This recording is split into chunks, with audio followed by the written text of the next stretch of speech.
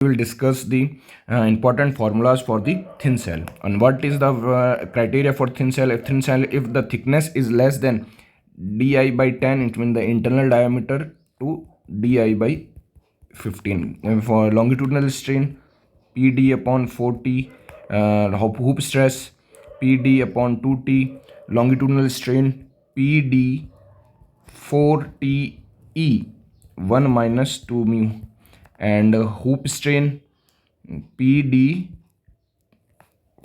4 TE 2 minus mu, and the ratio of hoop strain upon longitudinal strain is equals to 2 minus mu upon 1 minus 2 mu. Okay, thank you so much. Please like, share and subscribe this channel.